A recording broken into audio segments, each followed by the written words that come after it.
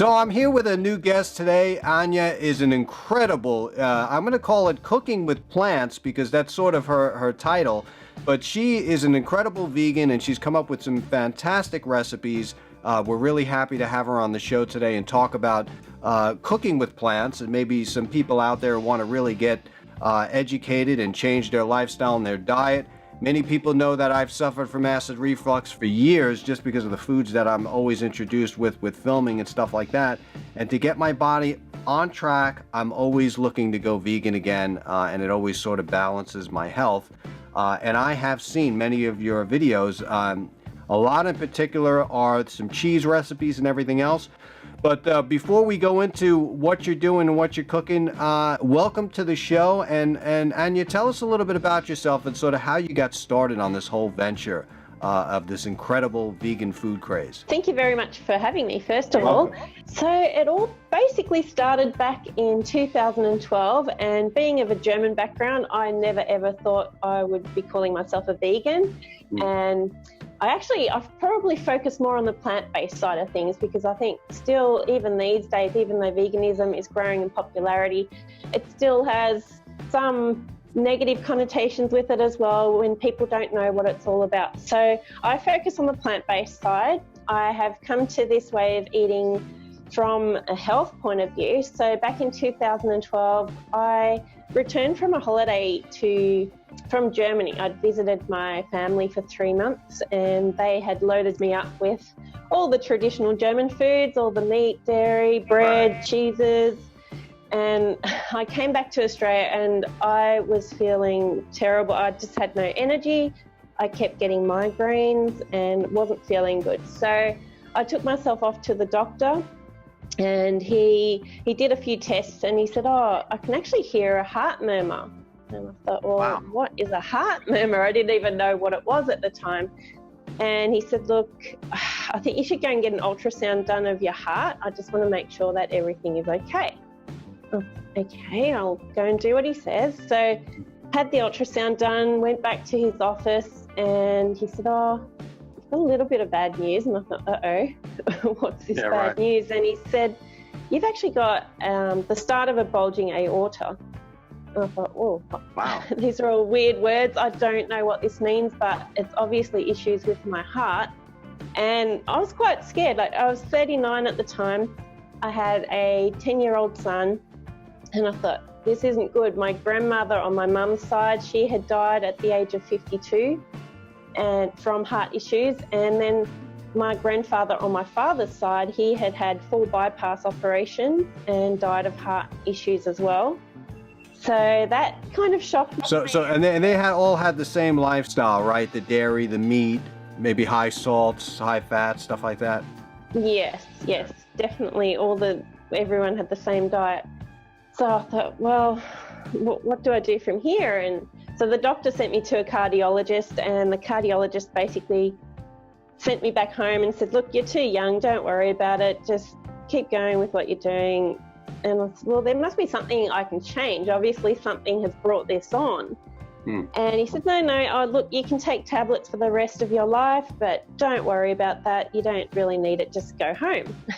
Right. And I didn't like that answer. So I got on the internet and I did so much research, and everything just kept pointing to a plant-based diet. And I thought, okay, well, what have I got to lose? It's just the food that I'm buying. I just swap a few things out and give it a try. So I did that, and within about 4 months. And how many years ago was that change when you realized? In 2012. Got it. September 2012. And then within 4 months of changing my diet, which I pretty much changed overnight, I think I had a bit of salmon for about a week after I made this change. But then after that, I just went totally plant-based, whole food plant-based. Within 4 months, I had lost 50 pounds, which I wasn't even doing it for the weight loss, but after years of yo-yo dieting, that was just an added bonus. And I just felt so much better. My cholesterol went down. It was normal again for the first time in I don't know how many years. I had all this energy. Normally, I wasn't really one to exercise, but I had all this newfound energy, so I would go walking and sometimes get a little trot up and start running as well. So yeah, it was just amazing, the change that I felt. Did it do anything for the heart condition? Did it improve it, or I mean, obviously it hasn't worsened it, but I didn't go back and get another ultrasound just because of the attitude I'd gotten in the first place. And I thought, well, with all my blood tests improving, with the weight going down, with my cholesterol going back to normal, I thought, well, I'm definitely heading in the right direction. Yeah, you must feel really good, right? Feeling really good, yes. Good. Yeah, a lot of energy and stuff like that. You know, it's amazing because I have a lot of people on the show that talk about healing with plants and vegetables and stuff like that. And it's just, as you probably know, the Gerson therapy, I've had many of those people on the show as well. And it's just truly amazing that once you start to eat healthy and different, you really take control of your health.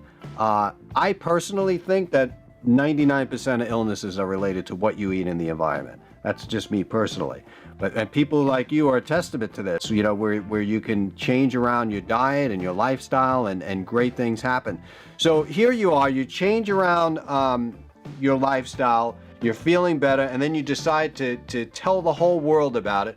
Bring us to the very first week that you decided to maybe launch some videos on YouTube and sort of get the whole world educated about it. Kind of started by accident because I had a cleaning lady at the time, and she came in and she started seeing the change that was happening in me, and she started digging around in my pantry going, well, what's this ingredient? What's this? She was quite intrigued. And so I explained everything, and then she'd come back the next week. So what are you eating now? And what do you eat? And what's this? And I got the same questions from obviously my parents. They were a bit confused by it all and a bit iffy about what was happening, and they kept asking me, what do you eat? And my dad was asking, do you eat grass? And all these crazy things. It's like, no, Dad, I'm a foodie. I love food. How could I be eating grass? That's a crazy thing. Anyway, so I thought, I'm just going to show people what I eat, show my friends and my family, and I put a few videos up online on YouTube under the name of Cooking with Plants. And all of a sudden, I started getting all these people from all around the world watching what I was doing. And I thought, wow, there's more and more people around the world that need to know this information, and they want to know this information. So basically from there, I just kept creating recipes and videos. And I'd enjoyed cooking in the past, but I hadn't come from a chef background. I didn't have any formal training, but I loved using the creativity side of things. So I started to play around with different ingredients, and like you mentioned earlier with the cheeses, making some nut-free cheeses as well, with things like sweet potatoes, yep, those types of things. Incredible. I mean, the recipes are spot on. I've tried them. Now, as far as, so now you start your YouTube channel and you say, I'm gonna, let me help the world. Let me launch it out. When did it start to take off for you? When did you start to see like, wow, my views are going up, my likes, people are sharing it, people are asking me questions? When did it happen right away, or did it sort of, or did it build up to where you thought, well, maybe people want to think they want to eat healthy, but really when it comes down to it, they want the fried chicken? It was a lot of hard work for many, many years. It was a labor of love. So at the time I had other businesses I was running as well. So this was more of a hobby. And at the time, calling it a hobby, I was doing probably 3 new videos each and every week, because I was just so passionate and I wanted to. Which is a lot. A lot of people don't realize how much time and energy it takes to put one together, let alone 3 in 1 week.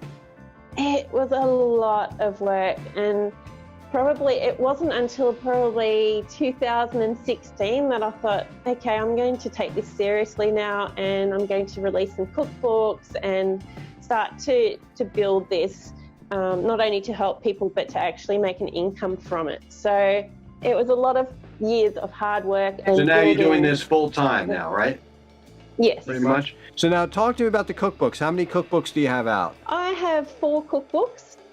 So 3 of them are oil-free, So I also cook oil-free because, again, the research, when you actually dive deep into it, shows that it's inflammatory. It inflames the lining of the arteries and it is not good for heart health. And given that heart health is the #1 killer in the world, I am avoiding oil in my cooking. So I still really love flavour. I love good food. So I try to keep the recipes in my cookbook very simple, oil-free, but full of flavour. So there's a lot of variety there. And so in addition to the cookbooks, I now also coach people online.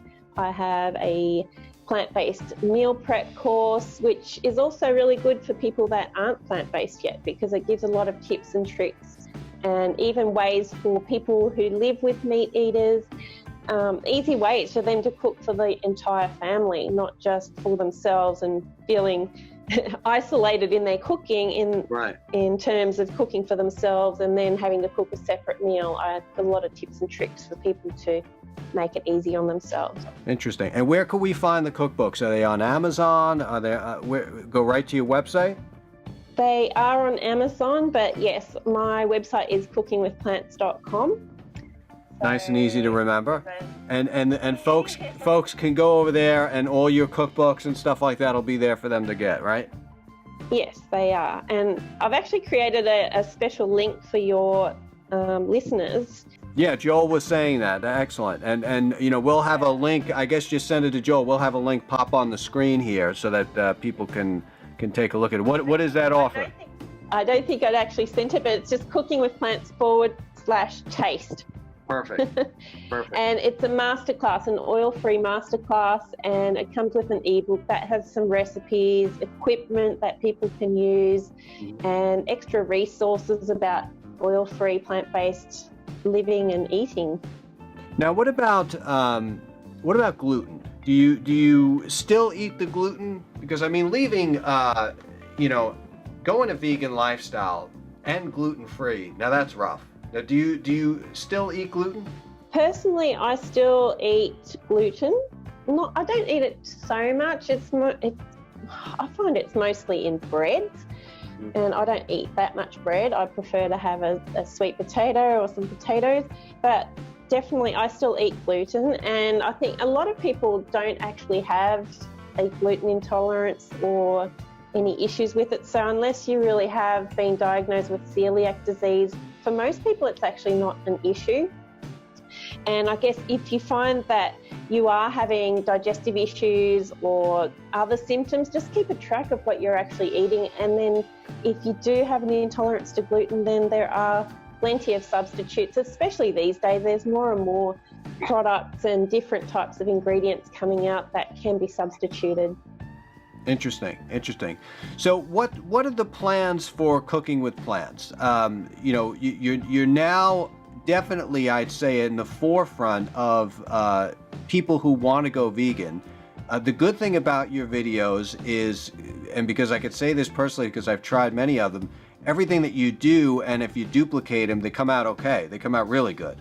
So, there's a lot of people out there that are on this kick that sort of copy from other people, and the recipes don't always come out the same, but you're very consistent. And another thing about your channel specifically is it looks like you're just having so much fun and you have so much passion, when you're doing a recipe. And I think that that's very important because it gets the viewers very engaged in what you're doing, and your love and passion for food come right through the screen on that. What's the future for your show? What's the plans? Well, I think, like you were saying with my videos and the way I present myself, I don't tend to watch other people's shows. I never have. Right from the start, it's just I'm sharing who I am and what I love. And right from the beginning, my tagline has been vegan made easy. So that is what I bring across in all of my recipes, all of my videos, all of my courses, in my coaching. And I constantly get people saying, oh, you're so authentic. The person we see in front of us, that's who you are. And right. I'm not going to go and watch someone else and copy them. I like doing what I do and sharing what I share. From here, it's creating more videos, it's creating more recipes so people can share it with their family and make tasty meals. And also, if people are on my newsletter, they can reply to me and request certain recipes as well. And just building those little mini courses, different things that people can learn from home. They can play the courses, the videos in their kitchen and learn new things. And I really break everything down and keep it very, very simple. And that's my goal, to get as many people healthy as possible, and incorporating more fruit and vegetables and having them taste great, because at the end of the day, they give us energy, they make us feel good. And like I said, heart disease is the #1 killer. So I want to help people to avoid that. It's food-based. There might be 1% of people that it might be a genetic issue, but for everyone else, it's from the food that they're eating. And pretty much everyone knows someone that has heart issues or has died of a heart attack. So it's so important to eat healthy, but still have it tasty. No, absolutely. I mean, look, let's just say I've never went vegan before, and I've got health issues, and I want to get my life and health on the right track. Now, we can all go to your videos and learn that, but what advice do you give to someone who might feel very overwhelmed from, eating dairy their whole life, meat their whole life? I mean, they walk into Whole Foods and they're like, 152 ingredients, what tastes good, and you could burn through not only a lot of food, but a lot of money trying out different products, and it doesn't taste what you thought it could be, and it could be very frustrating, and the next thing you know, you're eating that hot dog again. So what advice can you give to people who want to get on this healthy trend, this healthy lifestyle? And aside from, I don't know, maybe it's a certain 5 videos that you have that you could point them to, but what advice do you give to them not to give up? And what's the first thing that they do? What do they cut out first? I think the easiest thing is just to make a list of what are your top 3 favorite meals, especially dinner. What are the top 3 dinners? And then try to find some plant-based versions of that. Google whether it's lasagna, then Google plant-based lasagna. Find one that you like, and you might not like the first one either. So just be persistent until you actually find one that you like, and just replace those meals that you really love. Because if you're making this change and then you're missing out on the things that you actually love, then it's going to make it even harder. So start by making a list of the things that you absolutely love and replace those things.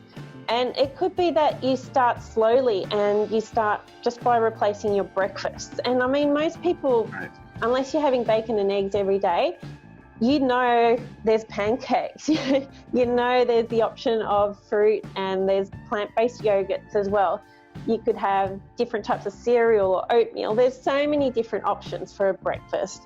Or if you prefer savoury, which I do, there's things like mushrooms and baked beans and even tofu scramble, which is like an egg substitute. So those types of things, just finding replacements for what you love is the best way to start. And then if you want to dive deeper, things like meal prep courses, etc., they dive deep into those sorts of things and ways and steps of replacing those traditional meals. That's great advice. Yeah, so maybe start on just breakfast first. I think that's good. Rather than just going cold turkey, no pun intended, but rather than just stopping everything and getting so frustrated and just saying to himself, God, this is never going to work. Let me just go back to the garbage food that I've been eating. And I've actually been part of documentaries and stuff like that. Just what they put in the foods. I mean, it's crazy. It's crime against humanity is what it is, and what they're allowed to get away with putting it in the foods. And I think what you're doing and people like yourself really educating people and getting them to eat right is just fantastic, and we applaud you for it. What's the one video that you would say on there that is your favorite go-to, that you say everybody's got to try this recipe? I mean, for me, it's the cheeses. But what do you recommend that is sort of your claim to fame? Definitely the cheeses. And I guess when you're talking about changing from a traditional diet, cheese and dairy seem to be the hardest things to give up, and they're actually addictive. designed for a baby cow to grow into a huge cow within a few months. So what is in the milk is actually addictive. It's like a drug. So that's why so many people, they'll happily give up the meat, but they always struggle with the dairy. So if you can use the recipes that I have for milk alternatives, or especially the cheese alternatives, give them a try. And I know one of my first ones, it still has oil in it. So if you're making that initial transition, then maybe go for the one with the oil in it initially, just to get your taste buds used to it. And it's a matter of just training your taste buds as well. So if you don't like something initially, I think you have to taste something 17 times. And if you don't like it within that time, then you definitely don't like it. But it's definitely that repetition, and yeah, just try those different things. I know I have a recipe on there for a potato bake, a cheesy potato bake. So just substituting those rich and creamy types of textures, it can be really comforting and an easy way to switch across. Interesting.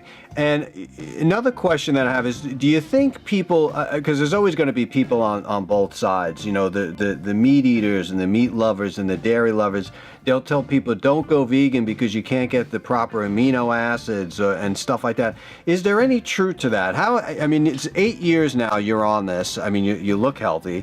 Are people really missing any nutritional value from not eating meat, not eating from dairy?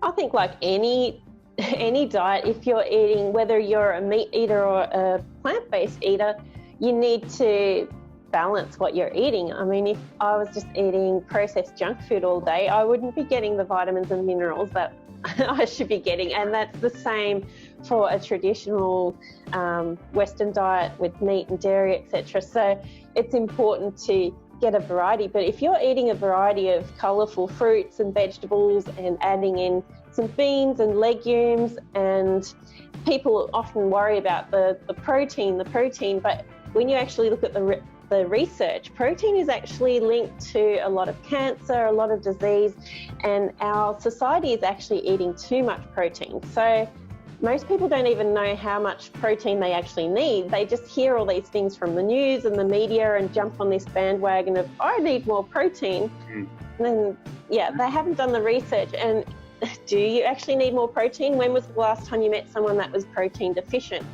As opposed to when was the last time you met someone that had cancer? So if you really dive deep into this research, you start to see who's sponsoring a lot of these studies. Well, that's it. Behind the research. That's exactly right. It's very eye-opening. Yeah, it is, you know, and Jamie Oliver touched on that a lot too when he did his documentary. I mean, they're all hiding behind the big brands and pushing the media. It's rough. It's a rough world. I would say to anyone who is looking to change around their life to definitely take a look at your channel, what you're doing, even if it's for a short time. I mean, I find myself, you know, only because it's what I do. I travel and I eat just about everything. But when I get to a point where I stop and I'm like, okay, now it's time to get back on the train here. And I feel better immediately, you know. But what else do you want to tell us before we leave? Yeah, just basically give it a try. And like I said, just replace your favorite meals. Try a few different things, even if it's different sauces. I have a lot of sauces, and sauces really help. Now, what's your favorite one? we want to know what your favorites are. I can't choose. There's so many. I know the pesto. You did a really good pesto, I saw, which is really good. Pesto, yeah. And well, this week I actually just uploaded a couple of days ago a garlic sauce, and I love garlic.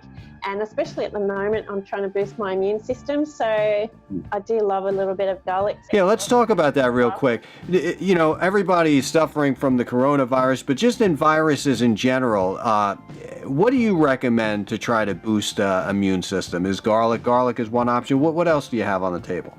I mean, really, any fruit and vegetables. Berries are going to be good for you. All those types of things. Having people just think oranges have vitamin C, but things like red bell peppers have vitamin C.